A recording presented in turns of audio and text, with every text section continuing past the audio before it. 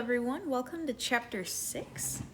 Chapter 6, we are going to be talking about deductions that are available to individual taxpayers on their tax returns. And this first video is going to be looking at deductions for AGI. These are also referred to as above the line deductions, the line specifically being AGI. And so it's important to know what these deductions are because they help us get from our gross income to our adjusted gross income.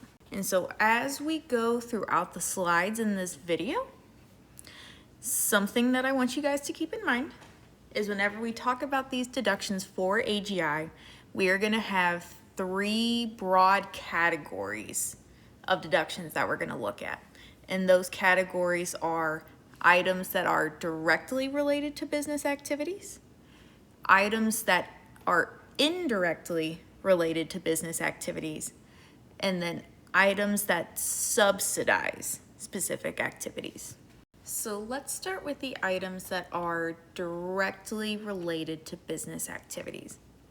So if a taxpayer owns their own business, they are allowed to deduct any expenses that were incurred that helped generate that business income. So it would be in their gross income. For tax purposes, activities are considered either profit motivated or motivated by personal objectives. And it's important to note that under the profit motivated activities, those are classified as either business activities, it's often referred to as trade or business, or investment activities. So profit motivated can either be business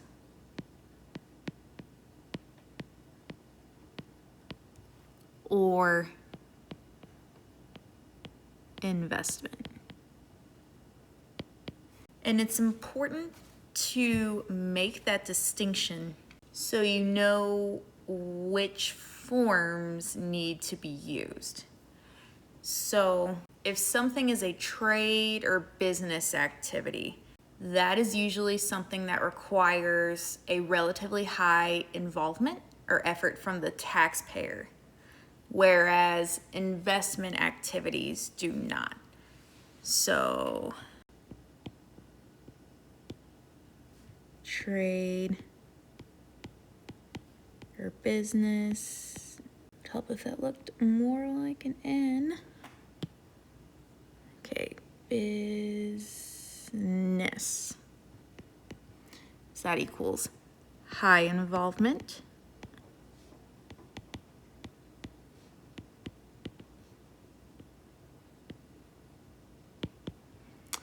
Whereas investment activities would be a lower involvement on the taxpayer's part. So investment.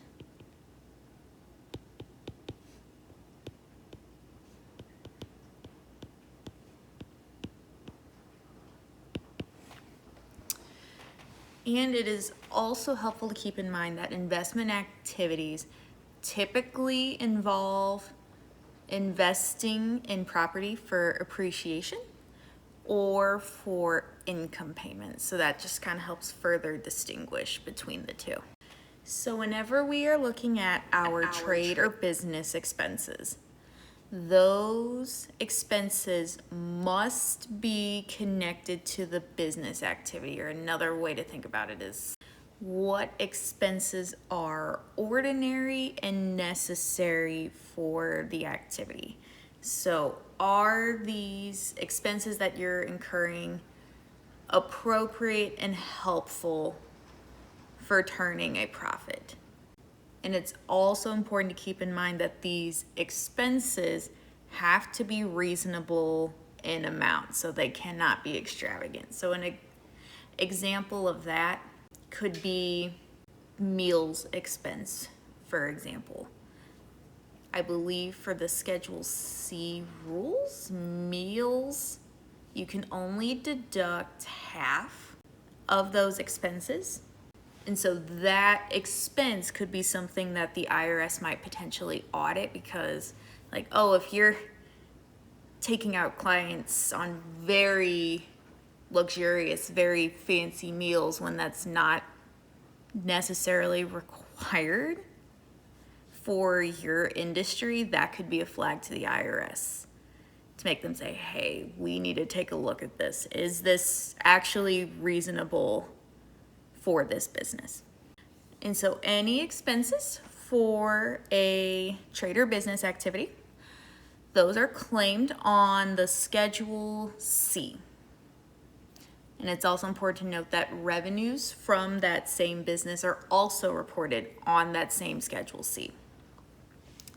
And then from the Schedule C, that net income or loss is transferred to Schedule 1, line 3, and then combined with other items and included on the Form 1040, page 1, line 8. When we look at our investment activities, those could appear in a couple of different ways. So one way is rental and royalty expenses. So those could either be an investment activity or a trade activity depending on the facts. A common example of something that might fall in here is if you own a rental property. The expenses for maintaining and upkeeping that rental home could apply to this for AGI deductions section. And so for items like rental and royalty expenses, those expenses and related revenues are reported on the Schedule E.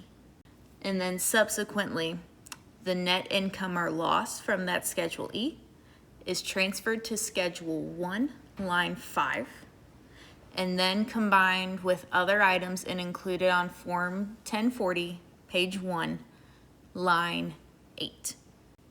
Another type of investment activity could be the activities from flow-through entities. So if we think back to Chapter 15, some of our flow-through entities were partnerships or S corporations.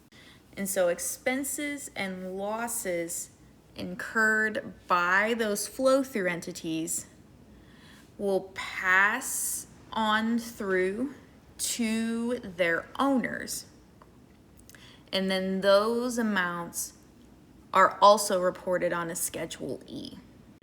And so then, like the rental and royalty expenses, that net income or loss from the Schedule E transferred to Schedule 1, line 5, and then combined with all of the other activities and included on Form 1040, page 1, line 8.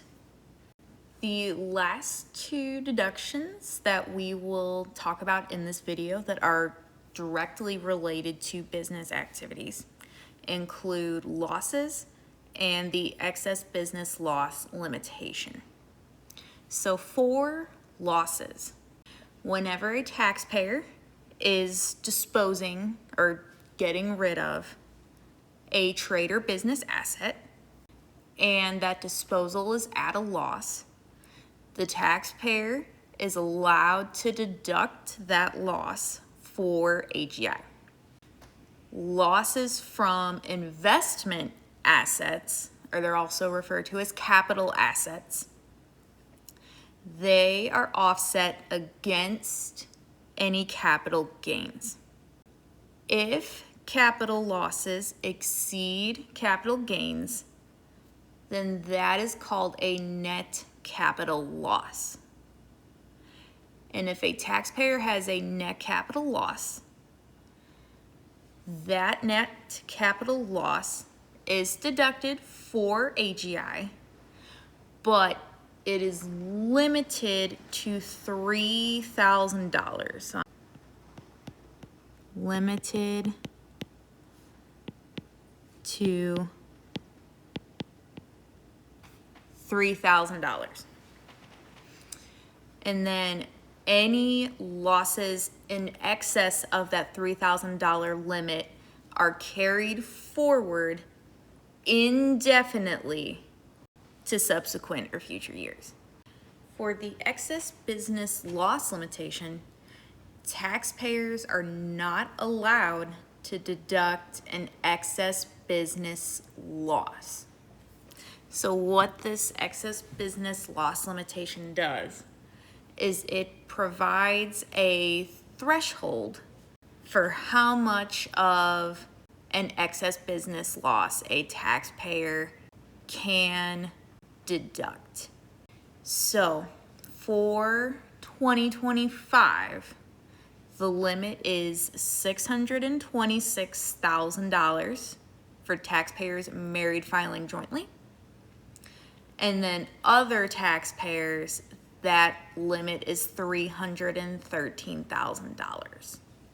So for example, let's say that Courtney invested in a partnership and then her share of the business losses was $400,000. Assuming all of the basis, at-risk amount, and passive loss limitations are met that allows the loss to be deductible, how much of the loss would be deductible on her tax return? So the answer to that question would be $313,000. That is the maximum amount that she could deduct. And then the remaining $87,000 would be carried forward to the next year. Our next set of 4 AGI deductions is going to be related to that indirect business activity category. So the reason why these are considered indirect business activities is because while they're not directly related to the business generating a profit, they would not have been incurred if the taxpayer wasn't involved in some sort of business activity.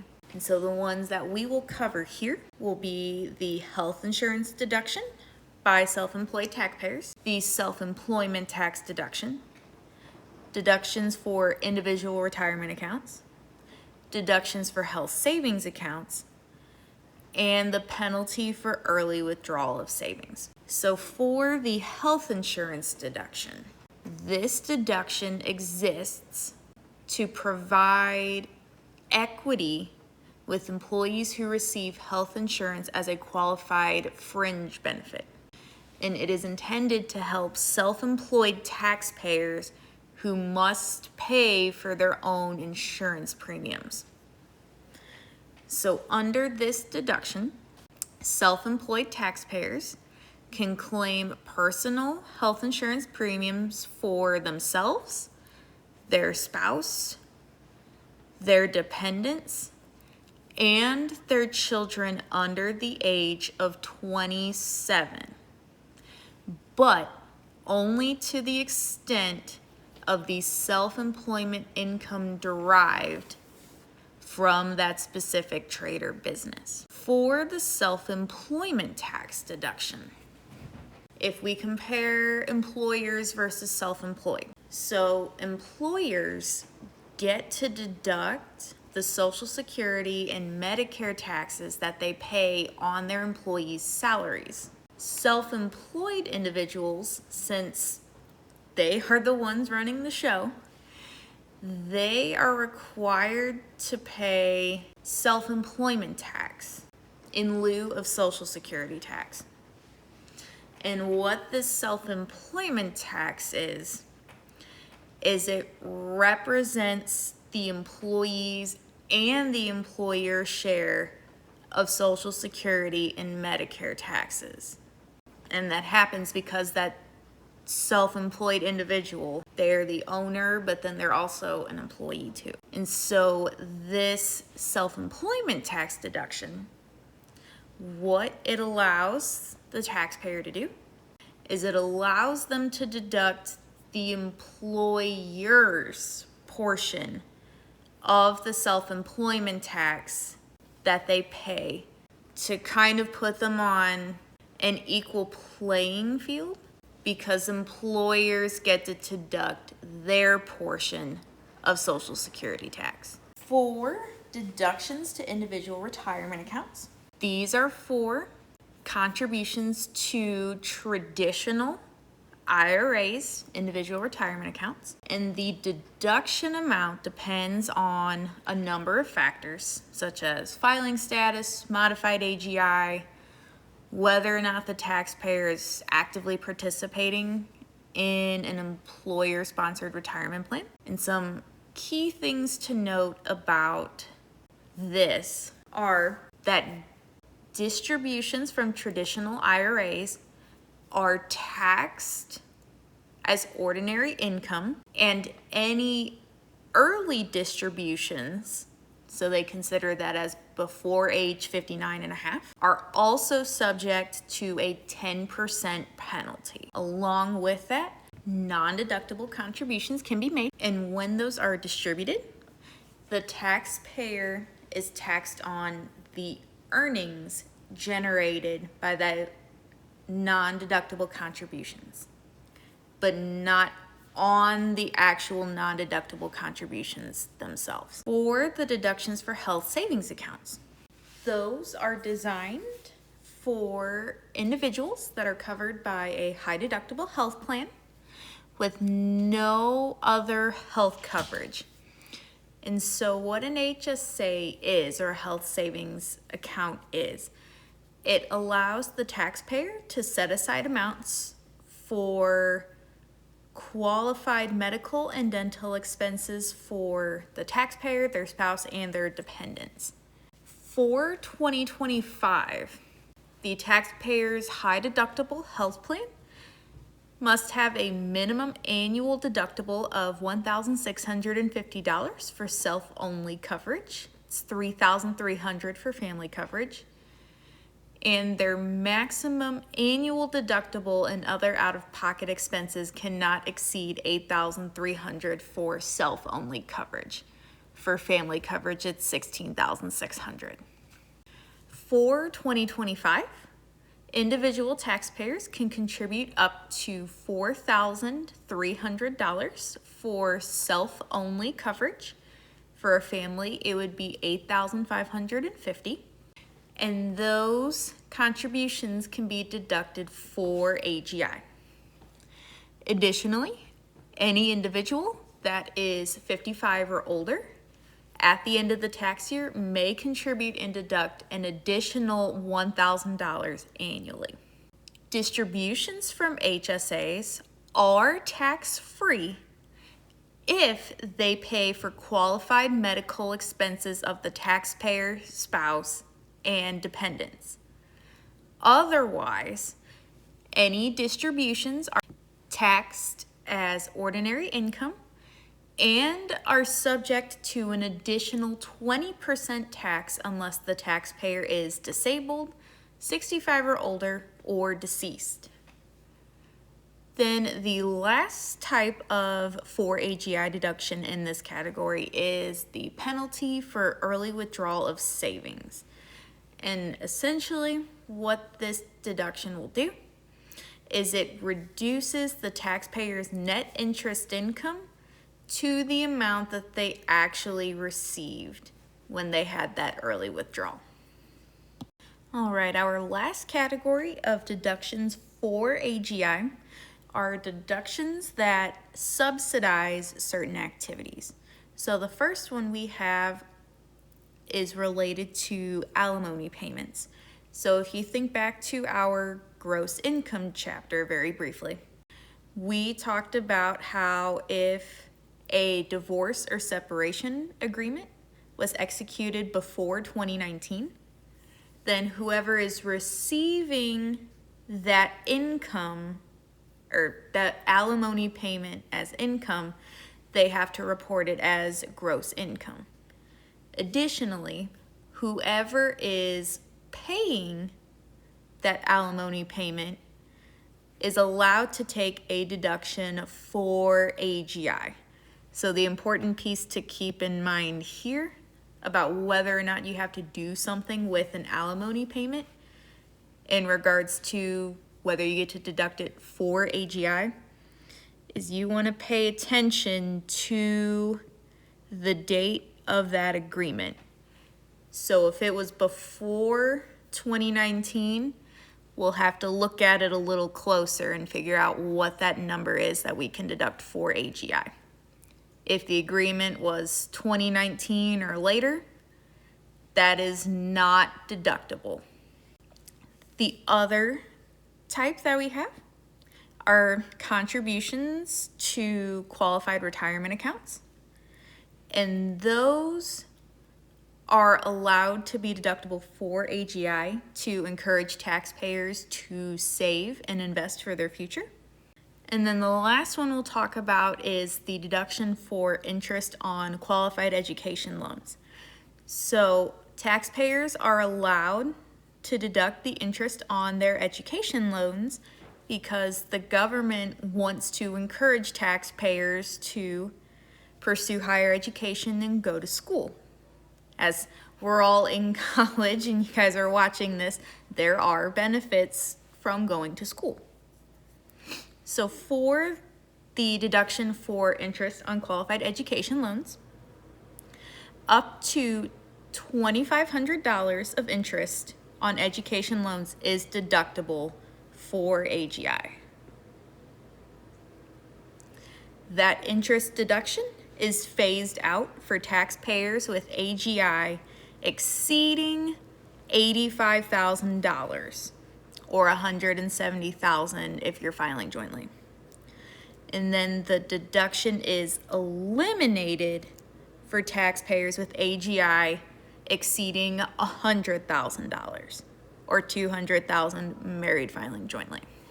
All right, that concludes this first video. I will see you in the next one.